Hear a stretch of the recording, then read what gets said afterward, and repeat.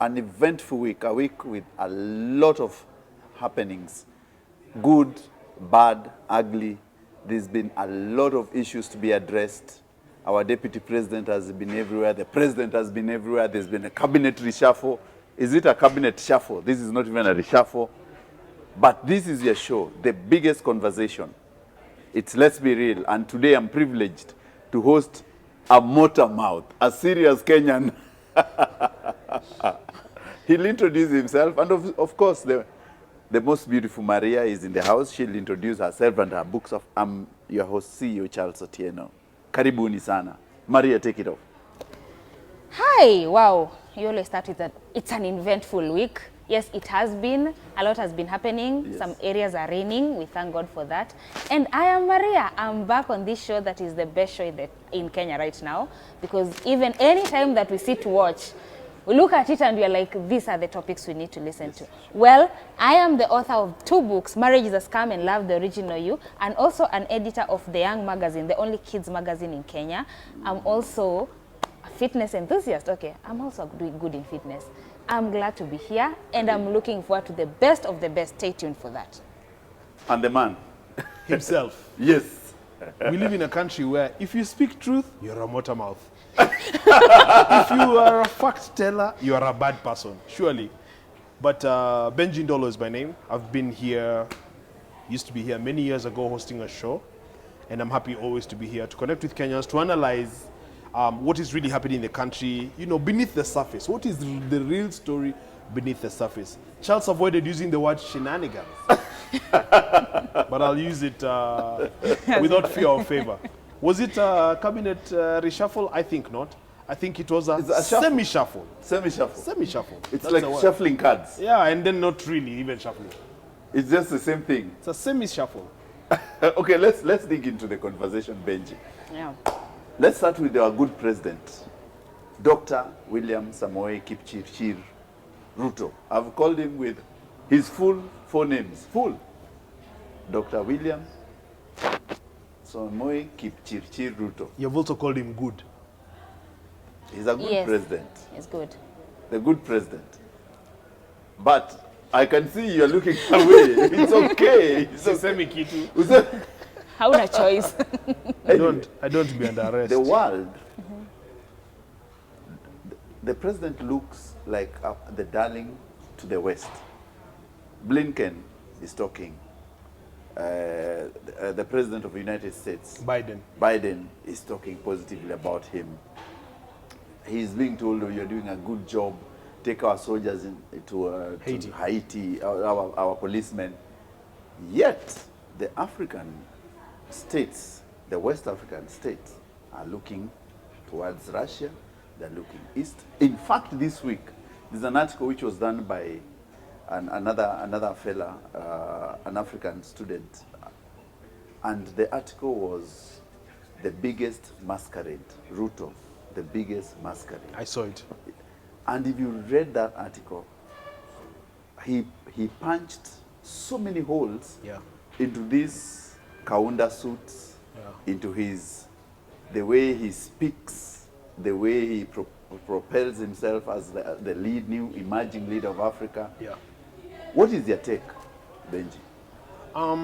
First of all, it's such a wonderful question, Charles. And having been now at this point, because I've done this for long, you know, I'm a senior political analyst at this point, by right, and a strategist. Yes. I must tell you that Ruto is overthinking.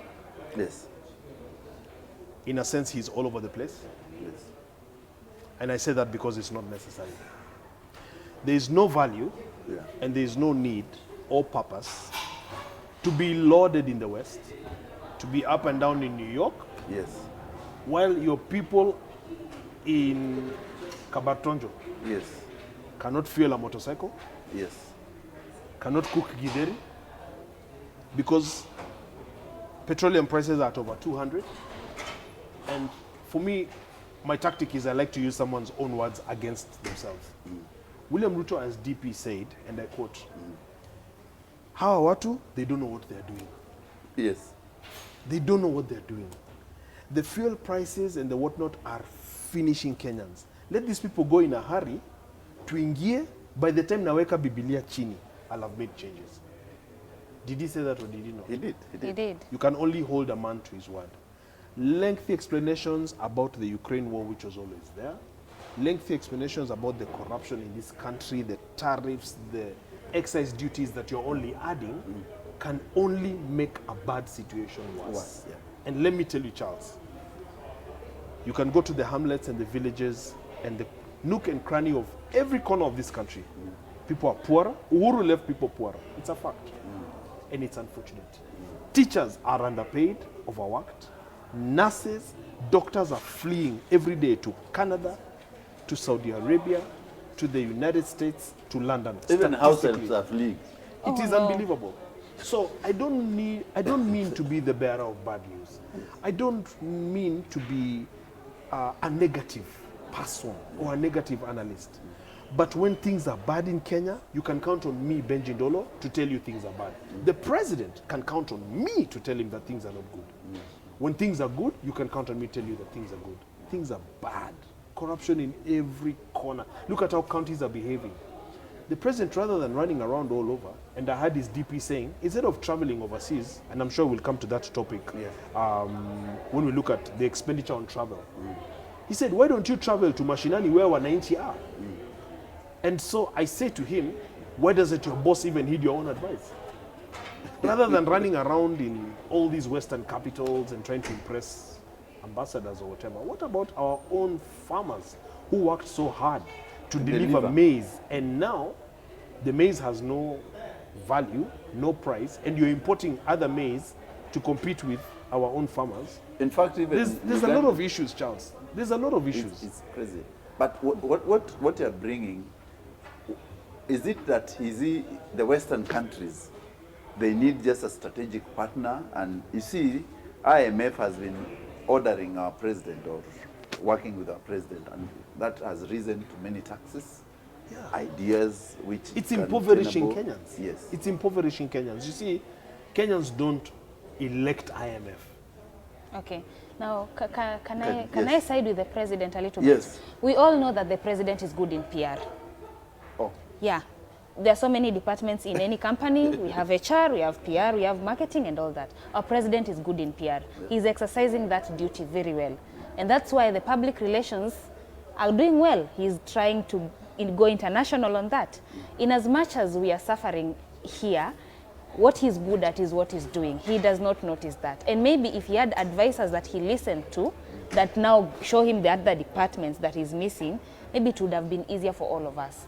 Instead of him focusing on the Western places whereby, for real, they are not as suffering as we are. 1 year down the line, what do you think has been his greatest achievement, which we can hold him accountable to? Public relations. That's not an achievement.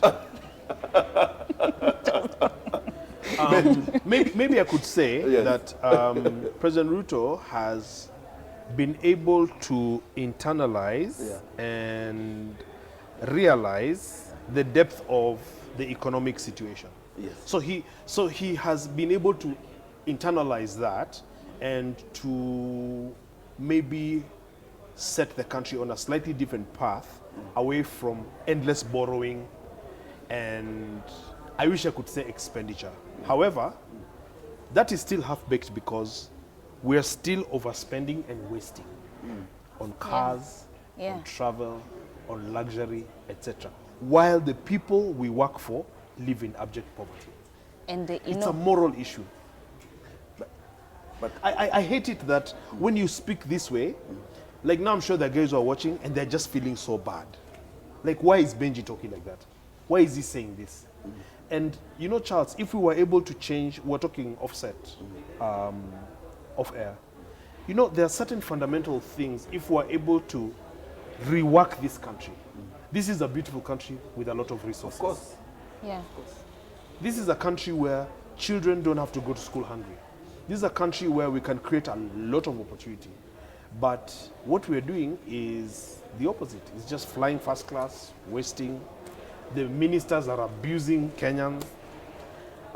The deputy president is talking about, a government of shareholders. They're openly talking about tribes. I don't know her tribe. I don't care.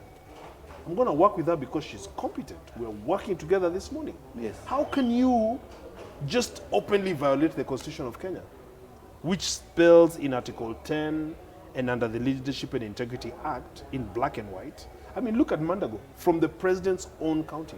And he's just running around as if nothing happened. And children have been scammed, swindled, they are screaming, they are wailing in public. Parents have died. Their parents have died, they've sold cows, they've sold land. And that person is just with the president. He's a senator, he was a governor. I mean, how can we live in a country like that? And then now, if we talk about that, then it makes me a bad person. That's the country we live in. But you say that he's discovered the difference in economy. Discovering does not help us. True. You know, because all of us can go into that seat today and discover the problem. But unless we solve it, there's nothing we're doing. She's right. It's about solving problems. It's about solving. And so, back to your question, what has he achieved? I know there's been a few, I hate to say it, gimmicks. I'm one of the people that had proposed, even through David Lee, that the budget of Kenya does not just need to be growing and growing and growing. We can, instead of just growing the budget, just say, this budget, we'll keep it at what it was last year, and we'll use it better. We'll even shrink it. So I think he tried to do that, but it was more from a gimmick perspective. He can do much more because he's young, he's smart. It's really on him. I think our president is really smart. But Benji, what I wanted to correct you is that our borrowing has not gone down. If you look at the finances, the number of loans we've taken up is still at the same level as what Uhuru used to go and borrow. Well, that's unfortunate. We are borrowing at the same level. In fact, they borrowed more than Uhuru borrowed. The only thing is that the president is doing right is that he is trying now to roll up his sleeves and forget, because the first year he spent on top of cars still. Why? He spent the whole year on top of cars. I don't understand that. Why? And on top. Why? And responding to the former president. And Why? as a new leader and as new leadership. Why? Wastage of time. What is that? So I think they've realized, it's dawned on them that they have to deliver to Kenyans. But my issue would be that the Western countries know how to use or misuse our position. Yeah. Because not that they like our president that much. No. It's because the Western nations have realized that they've lost a lot of West African territory. The Chinese are dallying with South Africans, and they have remained with only two countries, one in the east and one in the west. That's why Tinubu had to win that election, and Nigeria. William had to win this election, and so that they can have some semblance. Because if you look at the neighboring countries of Nigeria, I love Burkina Faso, I love the Ibrahima Traore. He's speaking sense. And you know Thomas Sankara, a young man, 4 years in leadership, built over 350 schools. The history is there. Yes. Build roads. He was literacy like levels Che Guevara. went, literacy levels went by 60% in 4 years. Imagine. So I always say, if our president is to be taken seriously, there's a benchmark. Yes. And the benchmark, for example, I'll pick Thomas Sankara as a benchmark. 4 years presidency before he was assassinated, but what he delivered remains a mark. Exactly. In that to country. this day, yeah. To this country. Yes. Yes. If you go to Niger, what they're doing is just because people are getting tired. And I think Kenyans at one time will get tired of a lot of what you call gimmicks. Yes. People are getting tired, and they're getting tired of superpowers who are trying to impose for them budgets. Because our budget, if you say that we should not grow our budget, if Kenyans know their budget,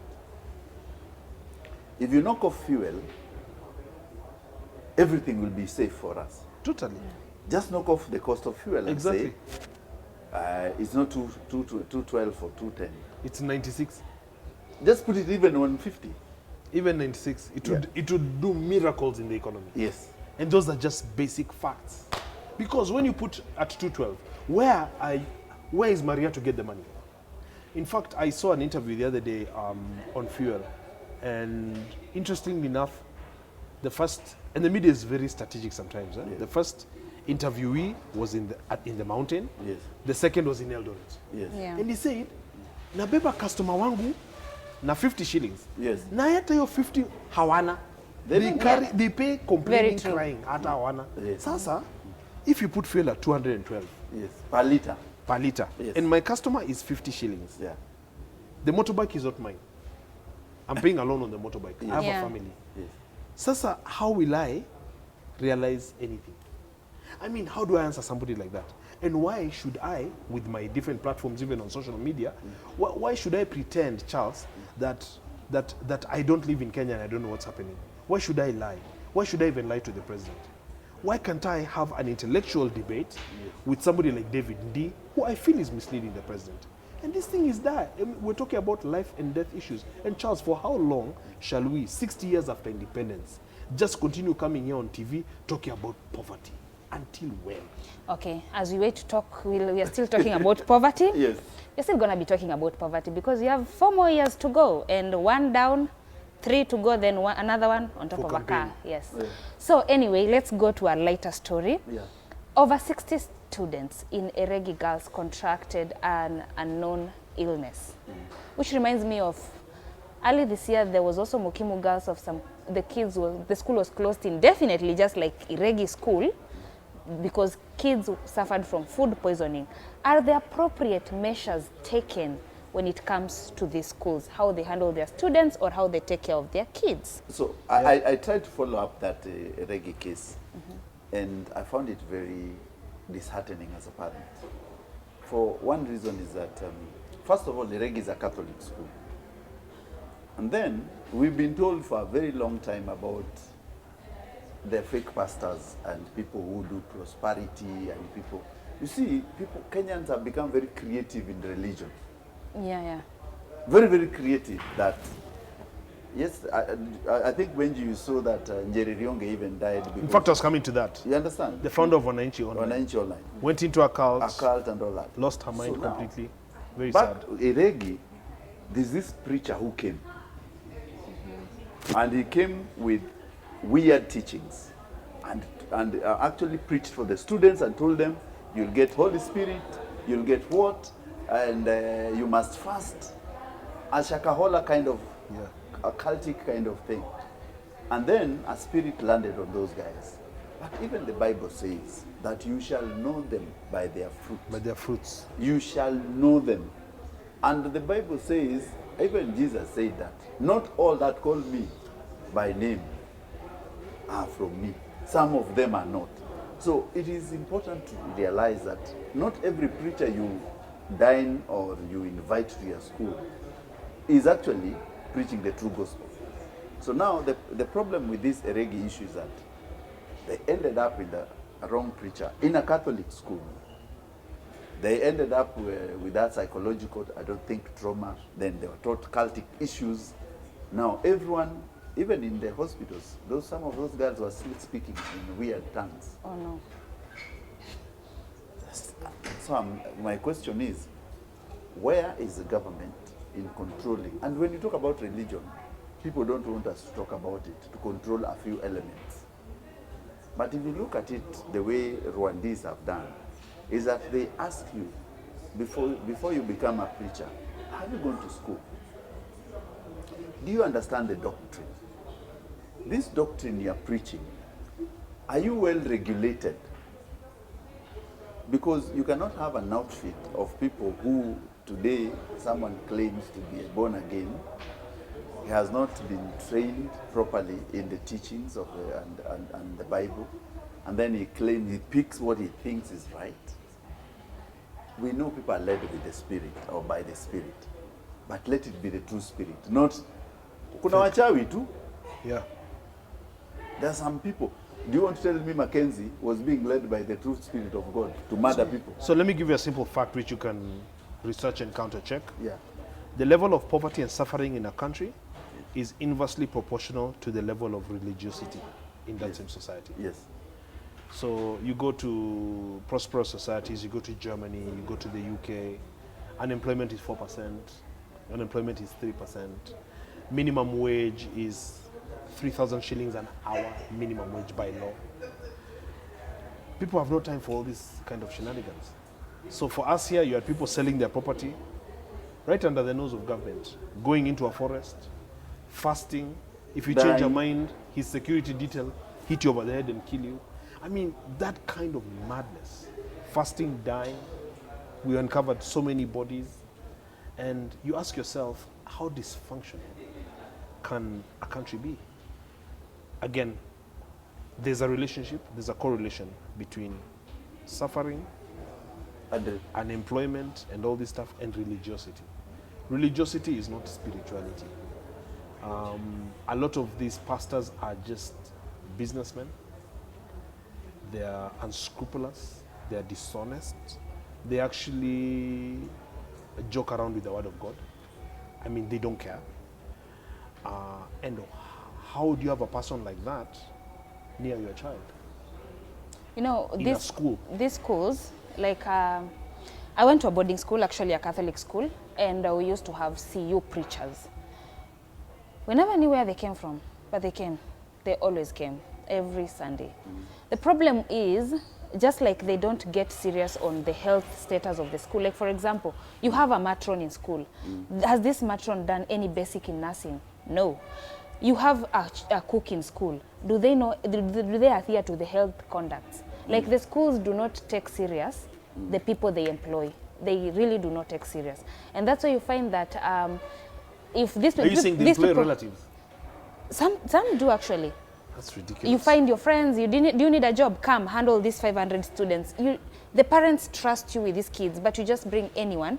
Like, I remember a story when I was in high school once, we were attacked by thugs. We did not have proper security. Yeah. So, on the next day, the principal just told us, you know what, go home, because mentally we were disturbed. How can a school come and be attacked by thugs? But the security we had was not making sense. Even our fence was something anyone can jump over. Until we went home, that's when we came back, and up till today, you cannot even see through the school. It's really covered.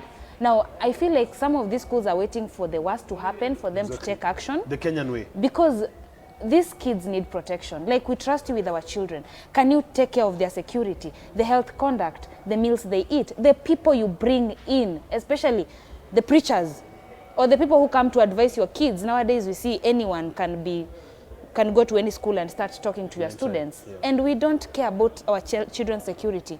Like, I'm a motivational speaker, I want to come and talk. Okay, welcome. They don't care. They don't even look deep into it. They are really not, by then they don't care. They don't see even the repercussions. How can they come and talk to your kids? You are there seated, and then you open social media, your child is dancing with a content creator. Really? That's not what my child went to do in school. Like, I expect to be notified when you do such things. But now, when they start behaving like that, you tell me the school is closed, your child got this and this and this. Where were you as the head of the school? Who invited these people? And if it's a Catholic school, just call priests, please. I was in a Catholic school. I'm not a Catholic, but believe you me, I didn't go to see you. And I feel like sometimes let religion be at home if you can't take care of it in school properly. You actually tackled very fundamental issues there, because I think the issue of allowing people to come to schools and without proper vetting, correct, is very important. It's a problem. Yeah. It's a problem.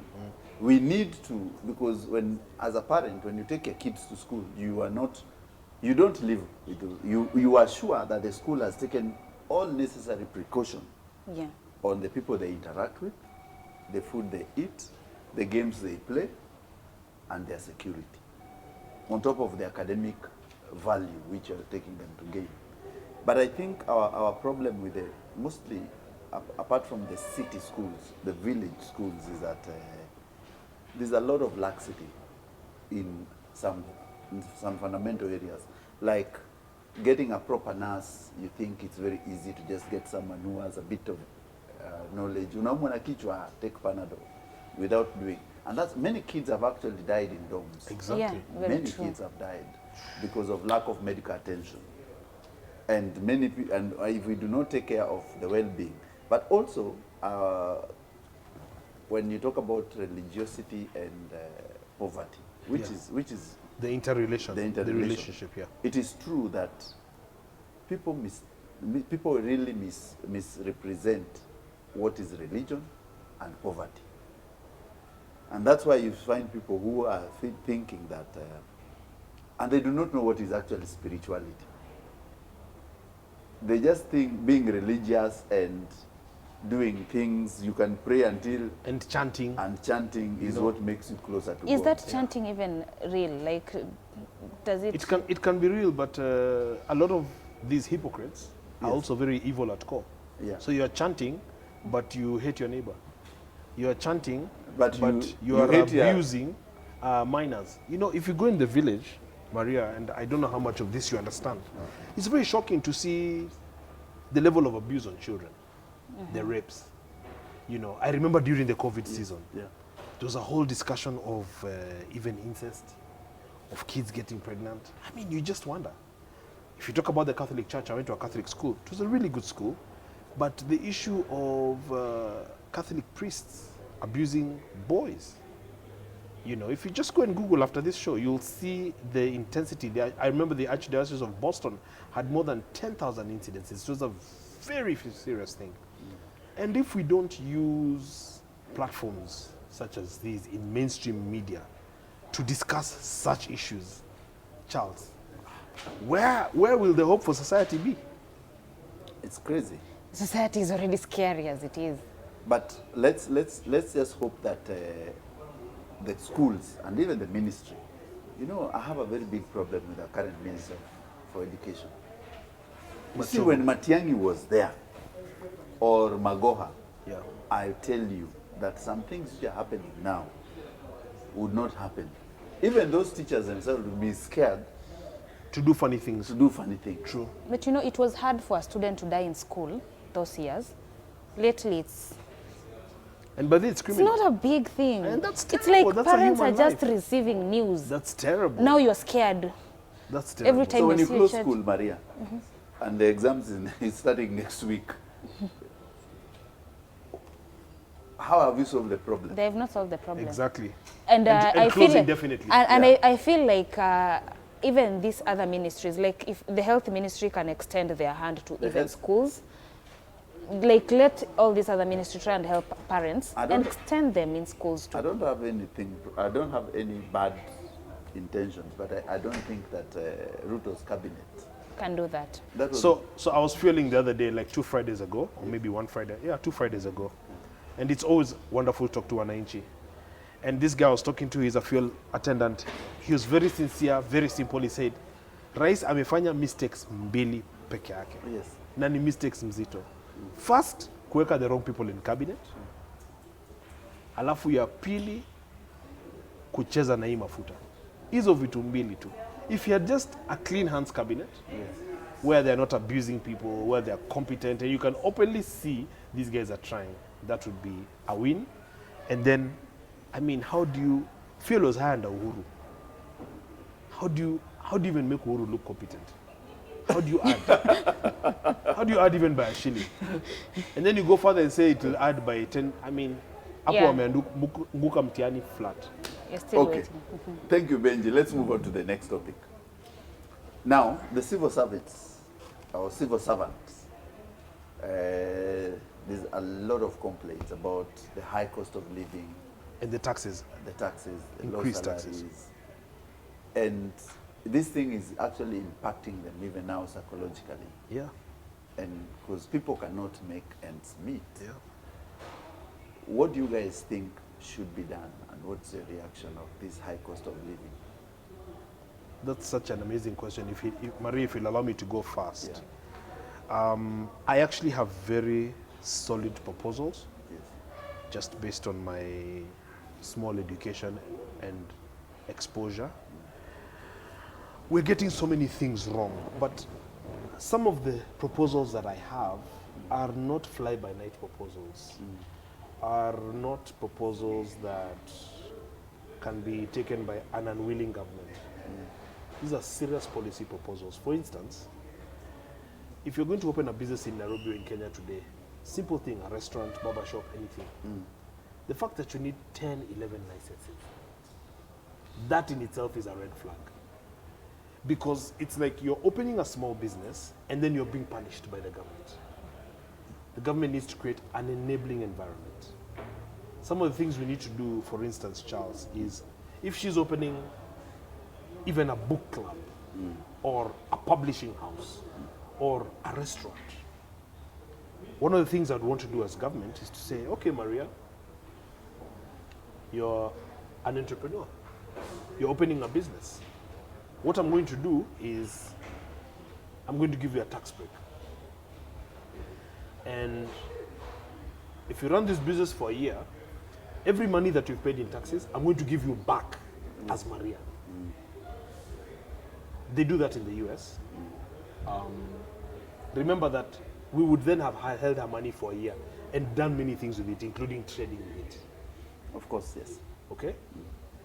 I would also require that you're a business owner. I'll give you the money back. But I need you to show me that you've employed at least 3 people. The 3 people also will be paying small taxes.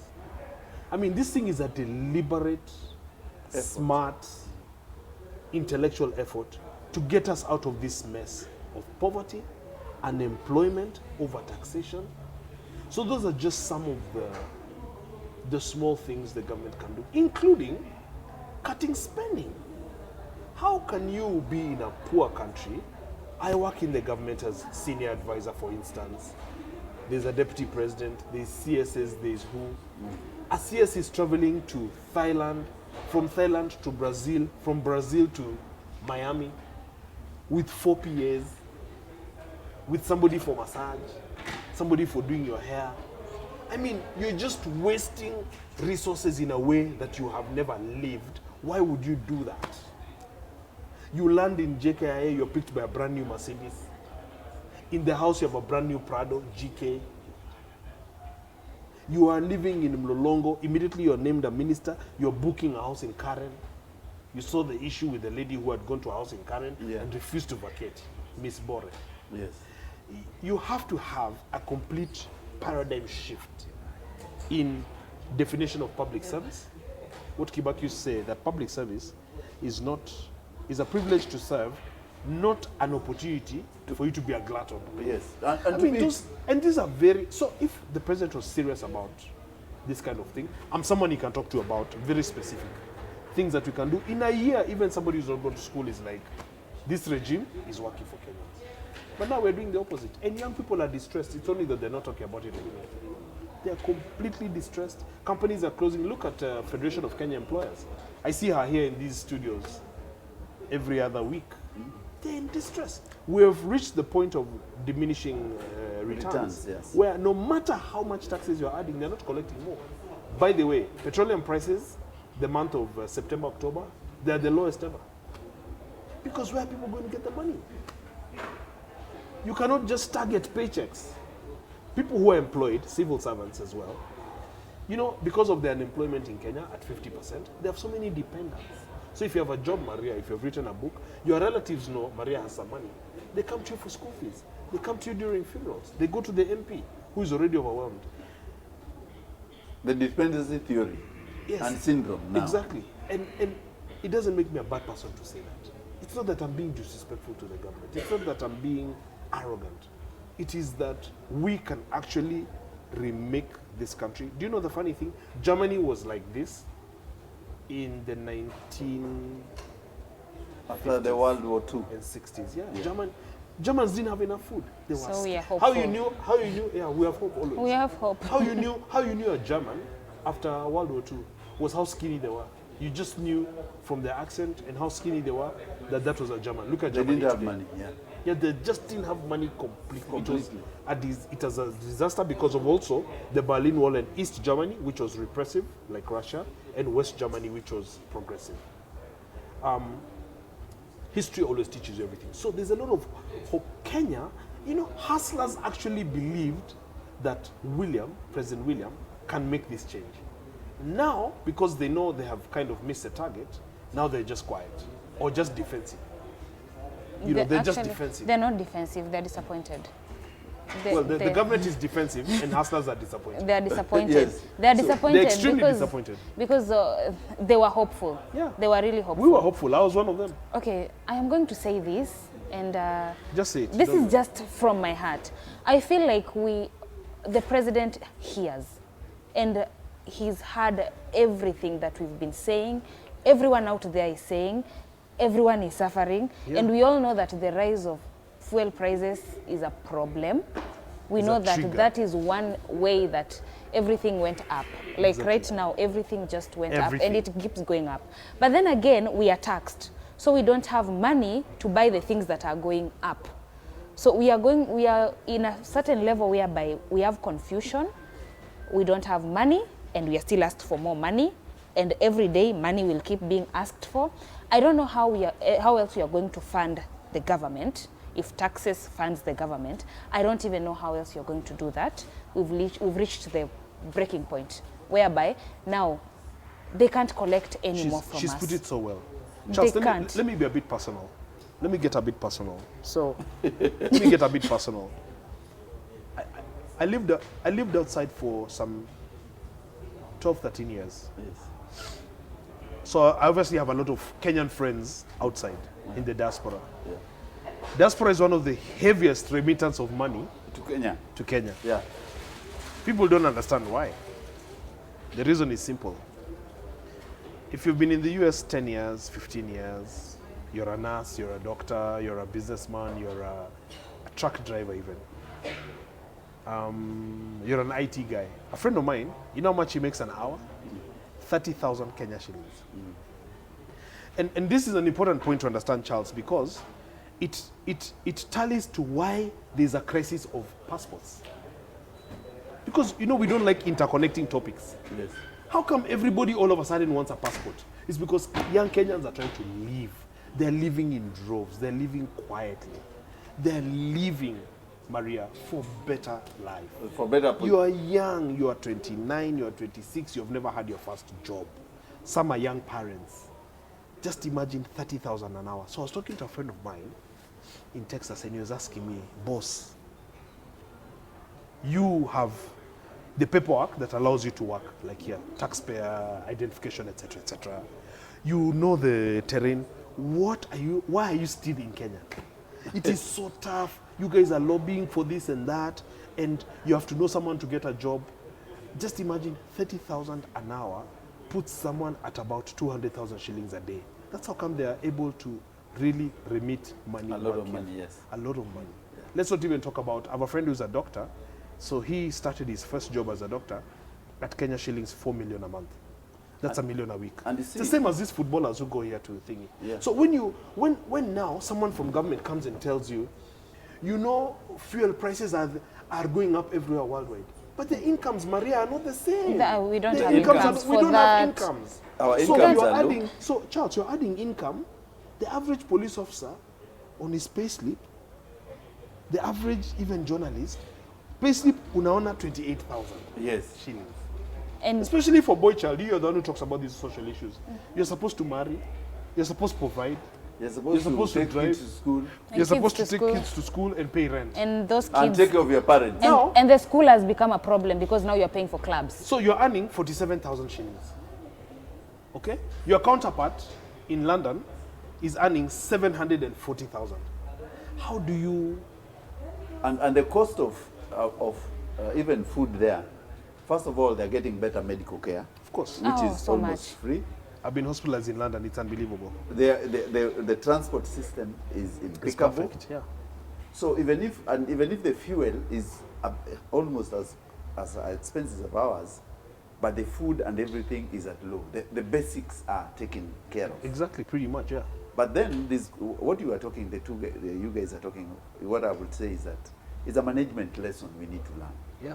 That when you do an election, it's like giving someone, or even that MCA or MP, to govern, but you must speak the right, and you must take, there's something I always say, I think, Ben, you've read of the cow, the bird, and the cat. Yes. It's a management lesson. Yes. The bird was flying South Pole and was hit by the snow, and then it grew cold, yeah, and fell down. Yes. Because the wings couldn't open up. Yes. The cow was passing, and of course, on the bird. Which warmed the wings. And the bird thought, for sure, I'm now dead. Yes. I'm dead because this thing, and after some time, it started feeling warm. Warm, exactly. Like the hustlers were doing, they thought this is their regime. Exactly. And then the wings started opening. Yes. And the bird started singing. Yes. And the cat was passing nearby. And heard the song. And it heard the song. And ate it. Realized. Yeah. And pulled off all the mud. And I hear, yeah. And ate the bird. And I hear there's food. And underneath there was food. Yeah. So the bird, if it could have kept quiet. Correct. In that. Yeah. No, the cat would have not had it. Correct. So the management lesson is very simple. Not everyone who is very bad to you when you're saying... Who craps on you, yeah, is your enemy. Is your enemy. Yeah. And not everyone who is always praising you... Who loves your singing. Is your friend. True. So this government, and even this with the taxes, everyone who is the way we are electing, yeah. Don't think the person who was singing for you the good songs was your friend. True. Yeah. Exactly.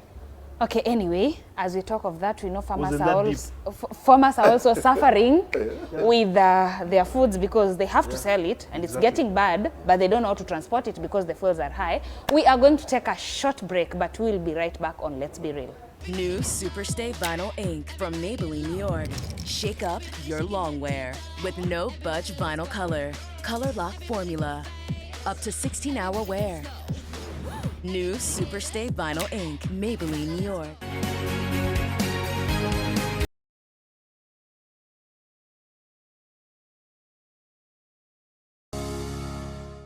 Welcome back. We are having a very, very great conversation. Of course, Benji is bringing his wisecracks. And his rawness. And his rawness. And of course, Maria, as usual, giving us her intellectual side and why we should just still trust in this government. Yeah. But away from government, ladies and gentlemen, let's now focus on other social issues, Benji. We forget about our government or you want to go back there? How can we forget about our government when we have a ban on travel? Okay. Continue. In a bid to regulate public spending, Head of Public Service announced that he suspended non-essential service travels to foreign countries, including benchmarking, study visits, trainings and related capacity building initiatives, as well as research, academic meetings and symposia. He also put a cap on the delegation that usually accompanies state officials. We talked about that earlier, how big those delegations usually are. And it's interesting, I saw a whole analysis on both national and county governments, the amount of money spent on travel, international travel. A county like Turkana, I mean, where the people are under the hot sun with no food, no water. The county, I think, has spent over 1 billion in travel. They're going to Israel, to benchmark, to Tanzania. I saw even their favorite destinations. USA is one of them. I saw Tanzania was one of those as well in the region, as far out as including Belgium. And in fact, I saw an analysis where just one member of county assembly for a 1 week, trip to London was paid allowances of about 7 million shillings. So that's 1 million shillings a day. This is a kind of looting happening in counties, Charles. How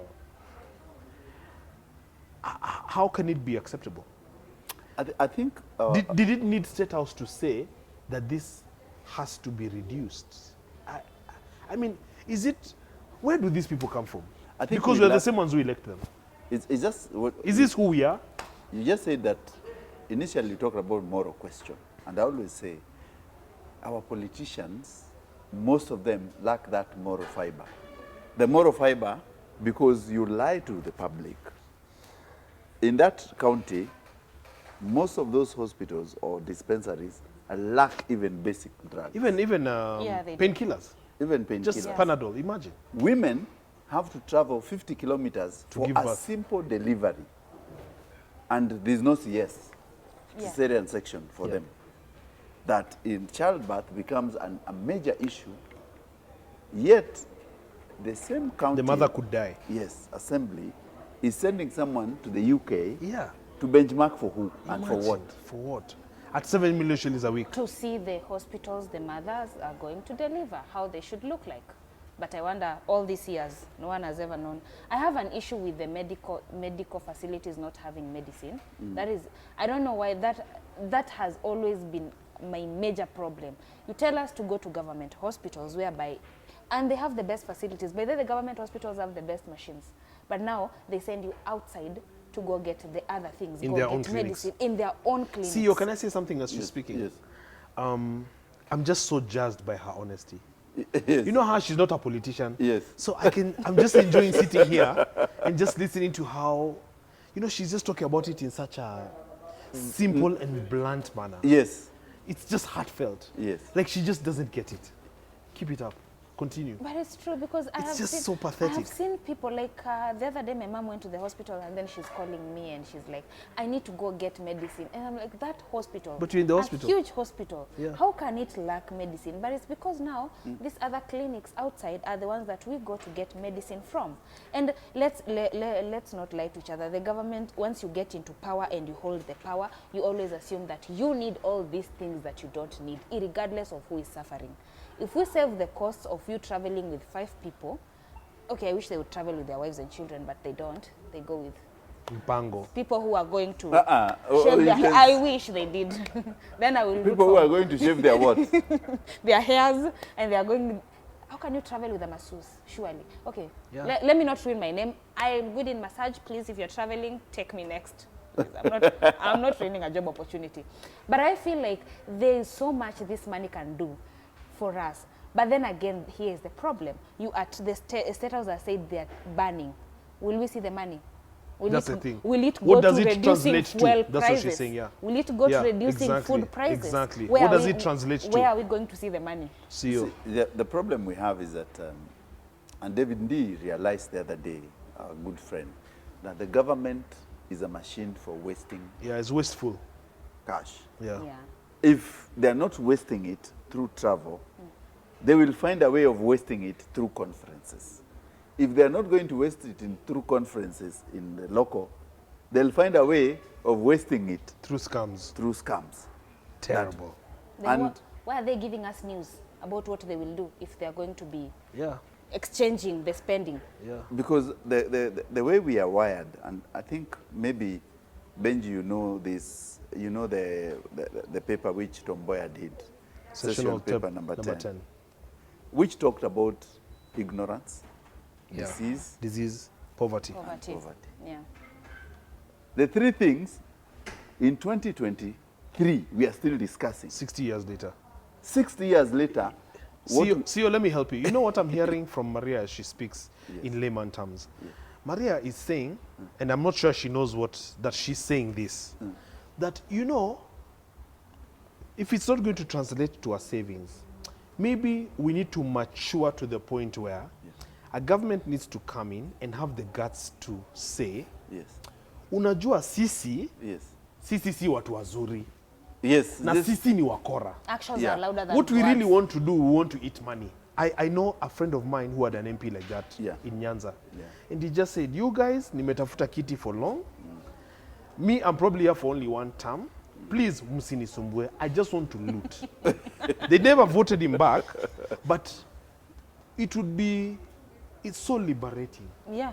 Instead of even this long story of Cock and bull Ukraine and cock and bull stories and pretending you respect the constitution, in a sense, it's also why, you know, Uhuru was not, in a sense, Uhuru, sometimes you'd just be so tired. And he wouldn't pretend. He will not And wear a same, suit. yeah. He would just wear a untucked shirt, talk anyhowly. It's very wrong, but it's better than pretense. All these prayers and fasting and good. Just say, unajua sisi tunataka kukula pesa. yes. So, And- let Kenyans allow us to kule pesa. I saw the DP saying today that he works like a hyena. By the way, Sometimes you- I don't you even know if they know you this. know. Yeah, just now, like Okay, before you just came when on the air. DP speaks, Yeah. we should take it He to said, the mimi pinch nafanya of kazi salt. kama fisi. I'm not sure he even knew what he was saying. Yeah, pinch of salt. It's, Anafanya kazi kama fisi. Yeah. our leaders are not realizing that they need to inspire, that they need to uplift the people, that they need to uplift this nation. Some of us supported them. It's where we are differing now. We But give them then the benefit of the doubt. you really actually supported the Yeah, election. but I didn't support Yeah. for them to do this. I supported for them to uplift hustlers. Which brings back my point. So if they can't uplift hustlers, yeah. What am I supposed to do? Relax. I may even have a headache. Relax. Let's have remove this because I have a headache. Relax. No, let me tell you something. I feel so bad. I feel like they should not be giving us news unless they should give us complete news. We are going to do this travel ban, but when we do that, this money will be directed to ABCD. Like, we will reduce the travel, we'll do this on travel, and then we'll take it to conferences.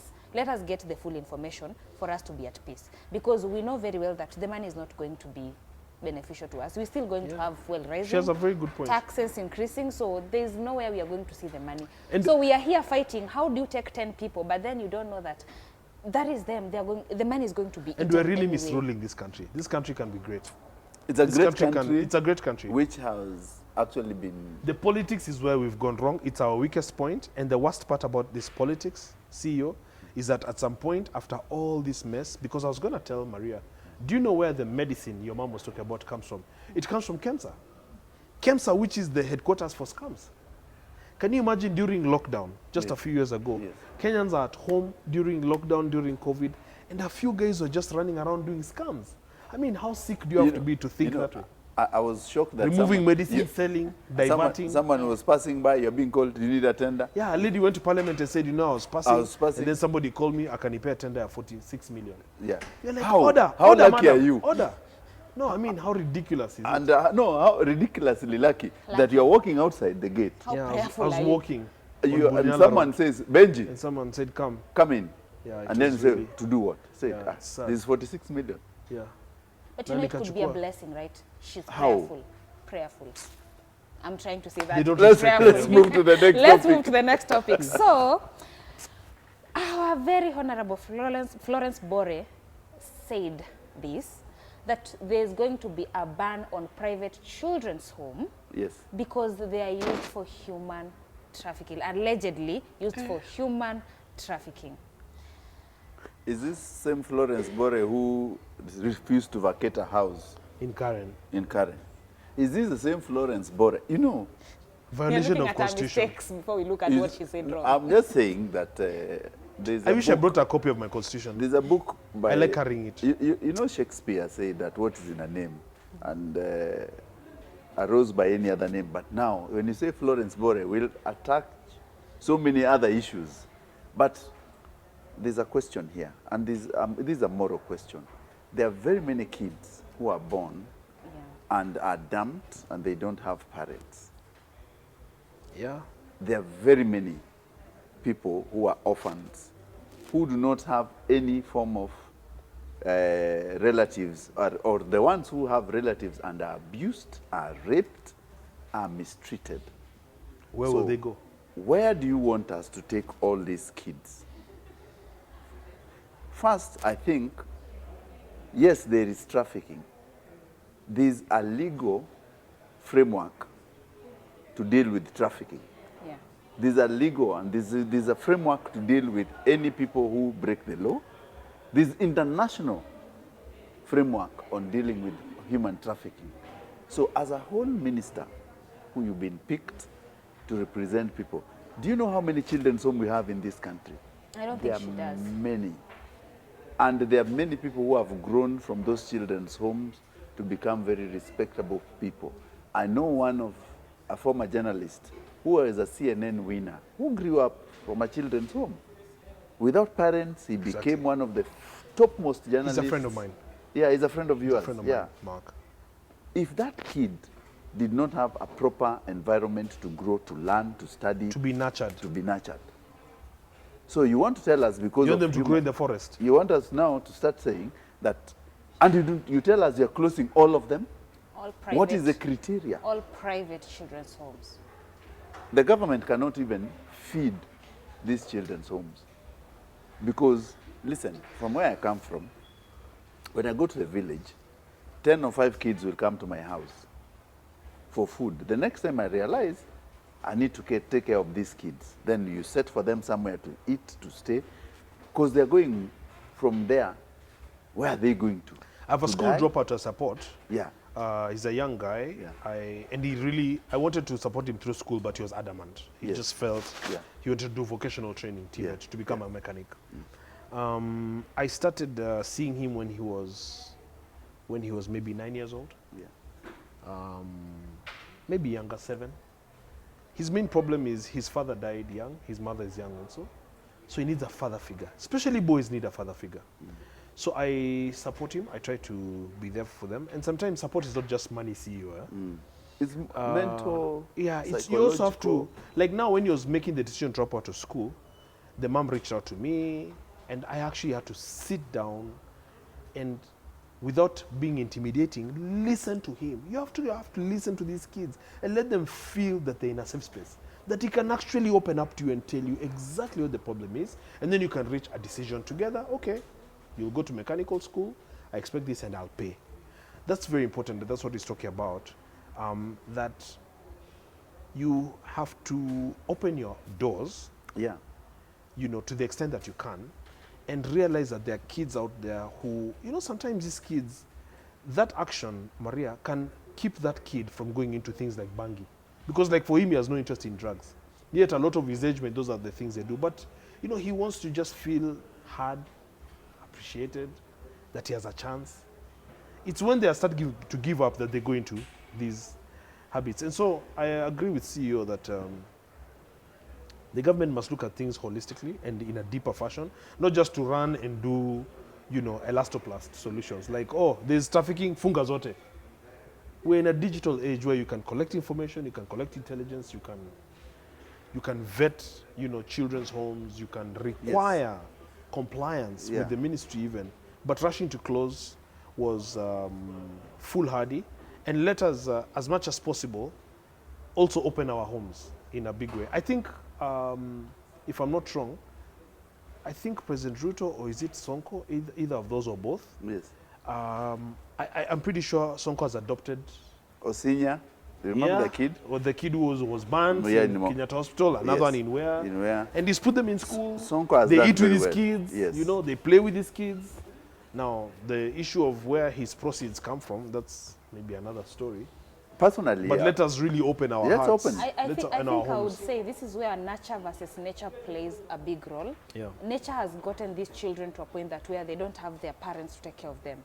And then we find people who are willing to nurture them to the right path. So you're the parent for that time? Yeah. For that time, you are the parent who is going to you're give the father them figure. the nurture. And now, if they take them away from this place, these kids will find a different kind of setup whereby they'll get into crimes. Now you are trying to fight human trafficking, something so minor that you could try and arrest the culprits. Exactly. To bring around over 1,000 criminals in the streets. Exactly. You are trying because to that's why they join gangs. You're trying to fight these children who would have been better people, the doctors, the lawyers of tomorrow, because there's someone willing to educate them and feed them. And take care of them. And take care of them. And even love them. Correct. To now getting them to the streets whereby take drugs, form a gang, and now instead of doing the human trafficking we are suspecting in homes, now let's do it in real life, us, because we can do it. She's not helping the situation. If she came out open and said that we suspected this and this and this, then we would say that, okay, those culprits, they can be judged by the law, and it would be easier. Because Shakahola happened, you people, they were found after being buried. Now here is someone that some of us have not even sat down and had that. All these private homes, like I know of a home in Ruiru, of a guy who just took boys. It's strictly a boys' home. Yes. This guy, the best thing he could do, he could not afford to give them everything, so he taught them to be self-sufficient. Yeah. Now he was lucky enough to be blessed to have a land to lease. Yes. So these kids plant their own foods. They sell it and then they go to school. Like they're so self-sufficient. They made their own oven. They're so good.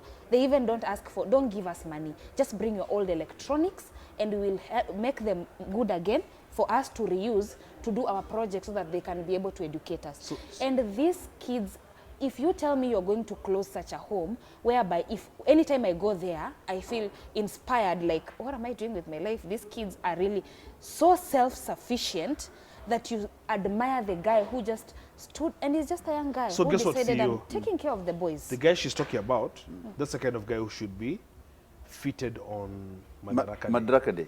Madaraka Day. Head of state commendation. Exactly. Yeah. Instead, Yeah. it's people who are friends on the PA's WhatsApp Yeah. that they forward the names of the president to fit commendation Yeah. on people who are just buddies. For example, someone like Jomo who was there before.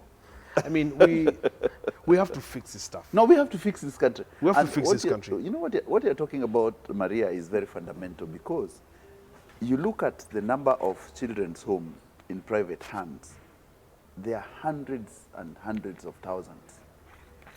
If today, around Nairobi only, you shut down the number of street urchins, you will not walk with bags in this city. No. You remember those ones who used to carry Feces. human waste? Yeah. Will be back because they will have nowhere to go. They will be sleeping in every pavement. It will be like Buenos Aires. You've seen those, the South American slums, Exactly. where kids maraud. It's like a pack of gangs. You're even scared of walking. Yes. Yourself. Haiti, It's a pack of gangs. where we're going. Yeah, we cannot allow this thing to happen because a minister is lazy, because that's basically lazy. Call her out. and not taking your role as a minister is Yeah. to look at the policy framework, which can be used to regulate, to nurture, and to make sure that those children homes are working under the law, and also that there's no human trafficking. Human trafficking is not a Kenyan problem, by the way. It's an international problem. Correct. It has never been that even if you shut the children's home in Kenya today, it does not mean that the world human trafficking will end, because it's a very big syndicate which you need to arrest and use Interpol to deal with. The way you're saying that some of the kids we've helped personally, I know some of them are top musicians today. Yeah. If I didn't help that boy, people would not be talking about him. Yes. Others are top footballers. Yeah. Productive lives. Productive lives. Meaningful lives. Yeah. And that's what we need. We need the kids who've been raised and loved and nurtured in those homes because they are headed somewhere. I know of a few who are good people in the society right now because nature made them not have parents, but the nurture they received was tremendous. And I wish everyone would take that initiative of helping one person instead of closing homes of people who are willing to do that. So, Madam Florence, our good CS, Please stop. stop being lazy and get your hands dirty. That's what I would say. Yeah. And let's move to the next topic. Stop ladies. misusing the word good. Yes. Next topic.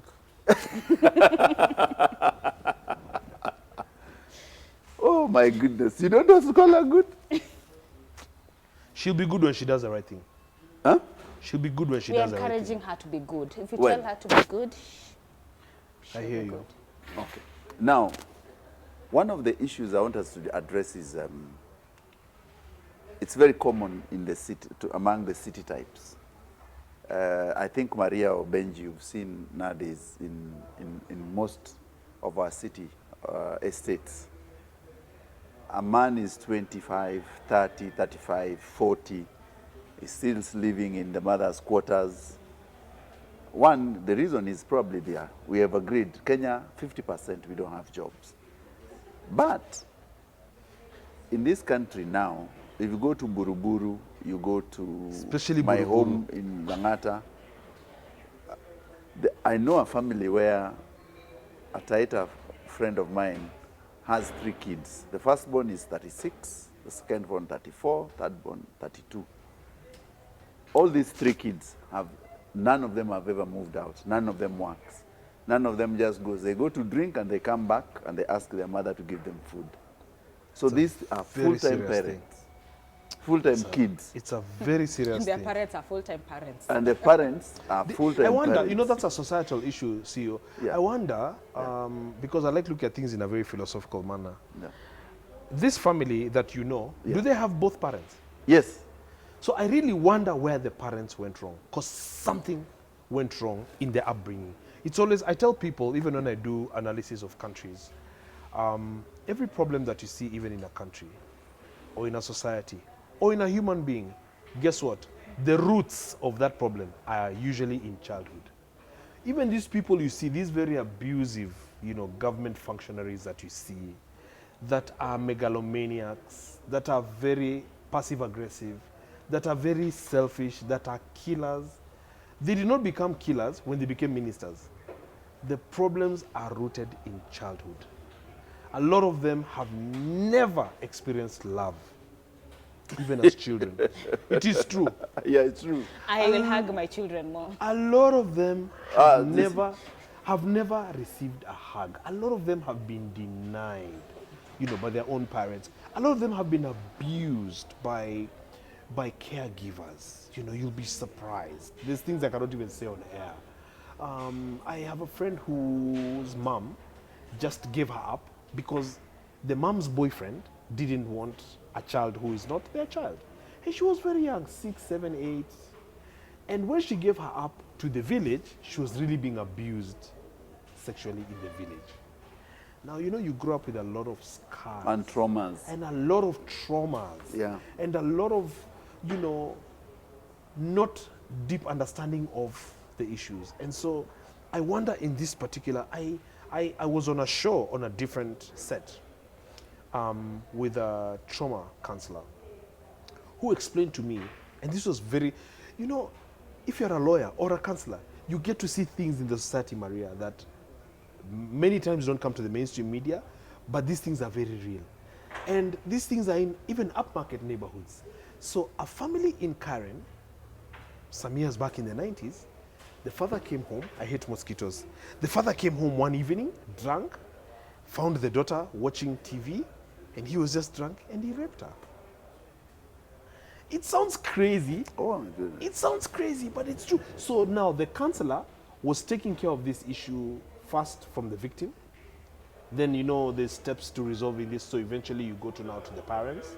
Some are dead, some are old. And he was just telling me the weight of the matter. And if in this particular case you look at this family, their drinking, their dysfunctionality, their incest even in some cases, if somebody is 40, they've never left the nest. Is that marriage? Something is off there. So if you dig, you find when they were 10, when they were 14, 12, Can I just ask, something had really gone wrong. Are they dating at Of least? course. They are dating, But and then sometimes, they live with their see, mothers. CEO, no, CEO, Whoever they're in a relationship with is okay with the setup.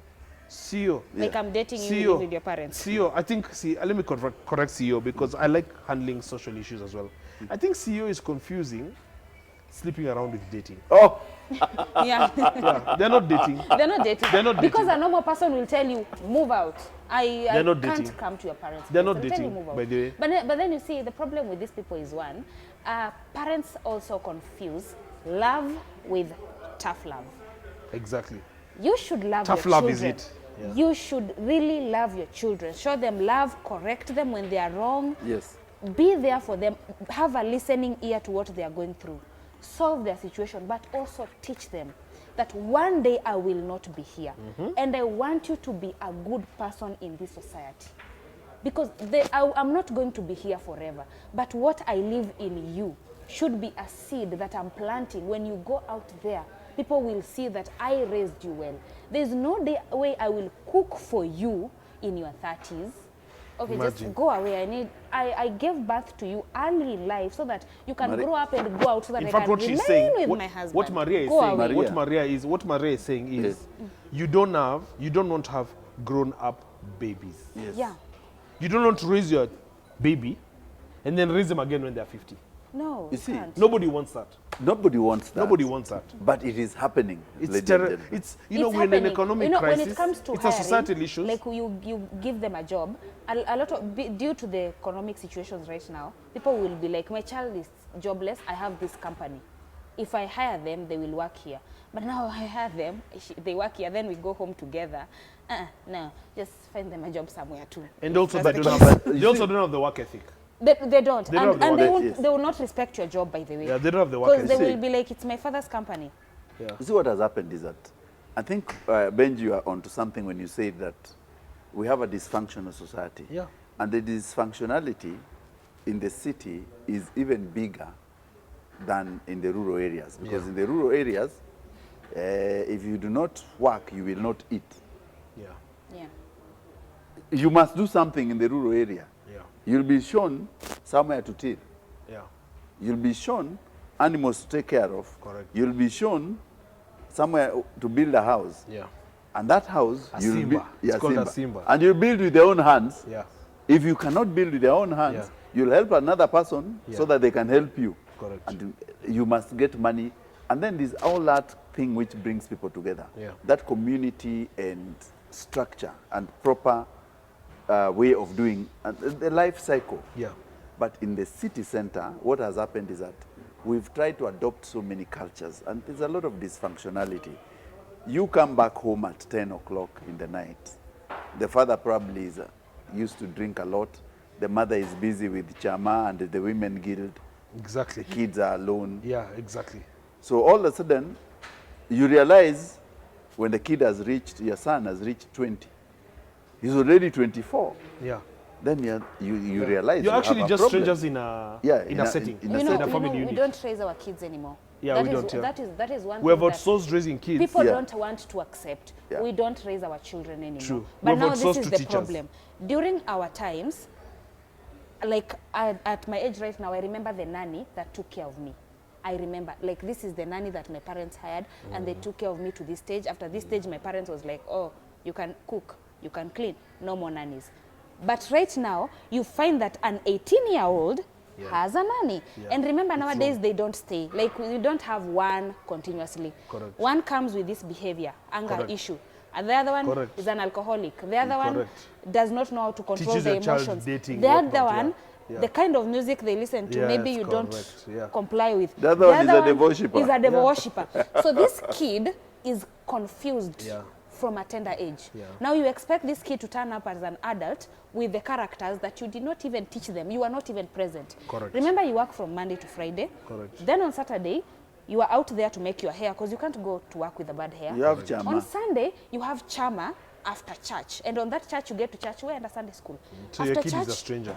that is it. And So then you're a stranger to to a your point that child. nowadays, parents have gone to the point of being extremely, and I am, don't throw stones, but you've gone to be extremely useless that you even give your nannies money to take your kids out.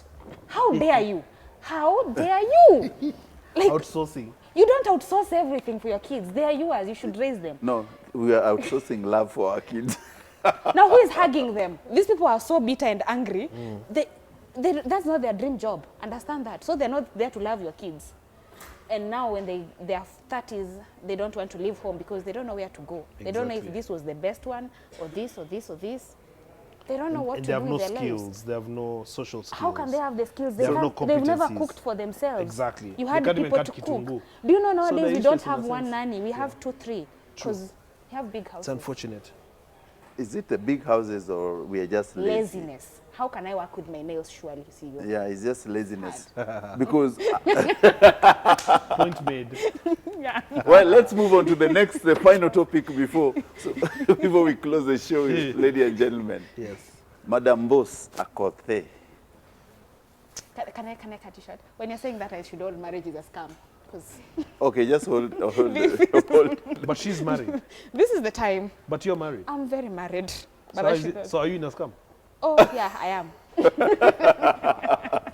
I am in one. Where? So, Madam Boss Akothe for 2 weeks has been ranting and raving and I like saying stark raving mad that she's been having psychological issues with the Mzungu lover, Omosh the 7th, Shwena the 7th, the man who swept the lady off her feet, and everything has been that thing, the paradise. There's a lot of trouble in that paradise. I do not know. Personally, ladies and gentlemen, I like Akothe as a person. I like her as a person because, one, she's not pretentious. What you see is what you get. If you want to, Akothe, if she wants to marry 50 men, I wouldn't have a problem with her. That's her path. She does not do things normally, like us who want one woman, or we want to live. For her, she wants to get married, leave and get married and remarry and do more weddings. It is her. So I don't know what is their take on that thing. 50,000 shillings for therapy. Wow. Wow. I want to be a therapist when I grow up. I need to grow up and become a therapist. That was too expensive for a therapist. But I feel like it is too soon to say that it just ended. It's not even been 6 months. We just celebrated the other day. Like the honeymoon is not even over. We always say that in marriage is a scam. We say that the first 3 years honeymoon. How did it end so fast? And the wedding was a dream. Everyone attended. And now, I didn't. Oh yeah, we are the ones who didn't. Did you get the invite? I didn't. It I wouldn't was go to for something celebrities. like that. Yeah. I'm a celebrity. It was a big thing out there. And now all of a sudden, You know, Maria. I feel like it was a scam in the first place. You know, Maria, that it is true. It is some things are scam, but I was telling Benji off camera that there's many ways when you want to wash your money, and it's through events, and because the people who you give money in these events, for example, an event person does not need. You don't need to pay by a bank check. How much is the makeup? 200,000 cash. The deca is 100 or 200,000 cash.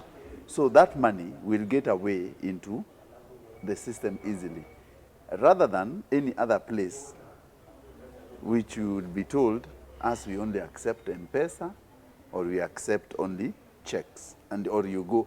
If it's a proper management company, they'll tell you, go and pay through the bank, then we'll come. But most of the Kenyans who do these businesses, they are very happy to receive cash. So money. So what you talk about is money from illicit money whose sources are not clear. Yes. People whose businesses are not easy to understand.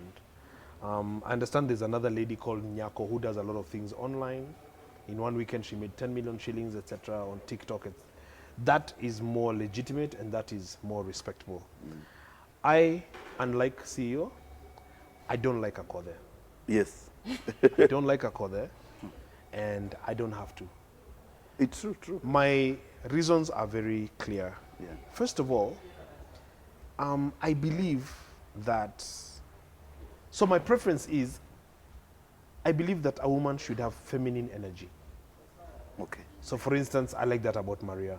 Maria is clearly and obviously a woman. Yes. She has feminine energy. Yes. She's probably a mother, yes. a wife. Yes. She's a woman.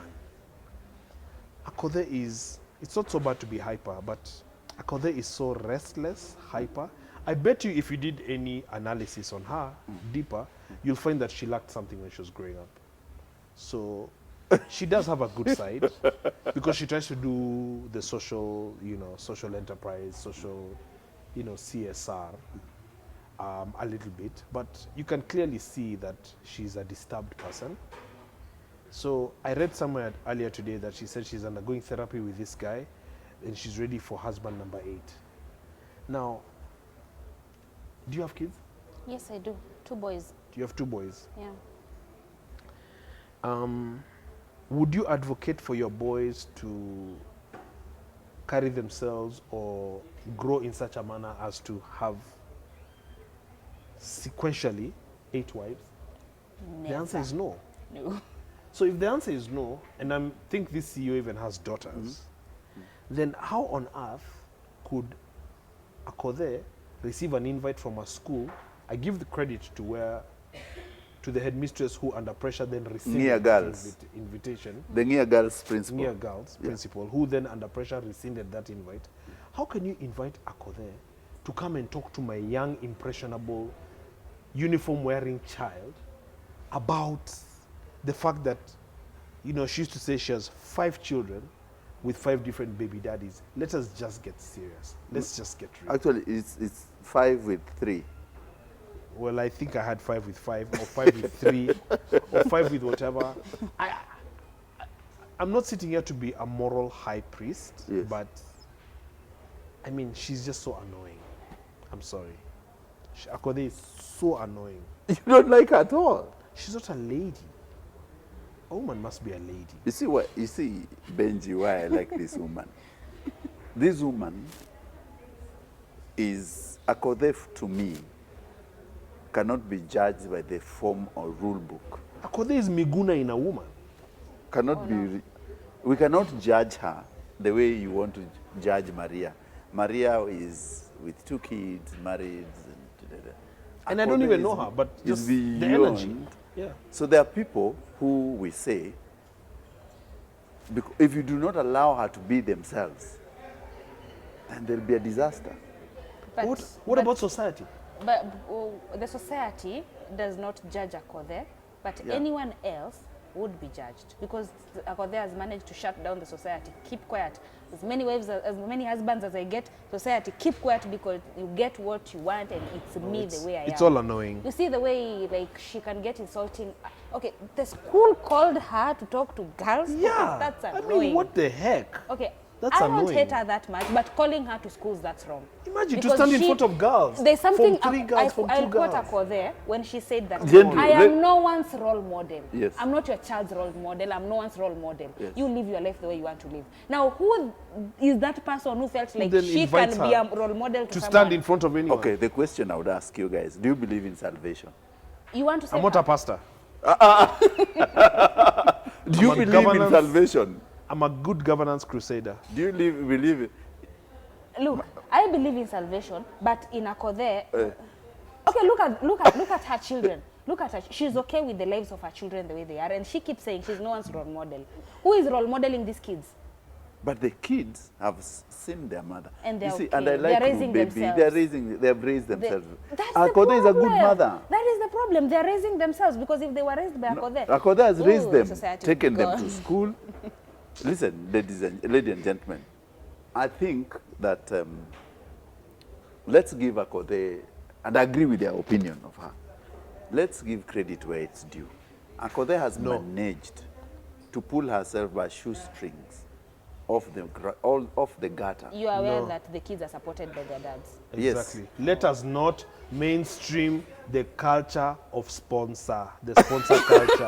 Let us not mainstream and approve the sponsor That is culture. the problem. May pull hizo sleeves or whatever, Yes. but with support. Madam Boss is just good. Yeah, she's good in her. Let her If live you her ask life. me, but CEO, not Yes, to yes. influence If other you ask people. me, CEO, the Yes. only Madam Boss that I know Yes. is Madam Boss Gladys Cholet. I will not, and I don't care. And whether people do, let us not mainstream sponsor culture. Let us encourage our young girls to work hard in school, to read, to not depend on boyfriends, to write and publish like this lady has done. Congratulations, madam. Allah. No. Don't I feel good to be the only lady in the Oh panel my today? goodness. Oh, I feel nice. Ladies, you've had it. The show has been fire. Of course, the last bit, whether Benji has said no, she doesn't know Madam Boss, it's okay. And she's not a role model to some people. I will not judge, and I'm not the judge. In the streets, you say apan tambua. Huh? In the streets, you say apan tambua. For real? Yes, apan tambua. That's slang for I don't recognize. It has been great evening having you guys in this show. Thanks, CEO. Benji, you brought enough energy. The capacity is very high. I bring energy.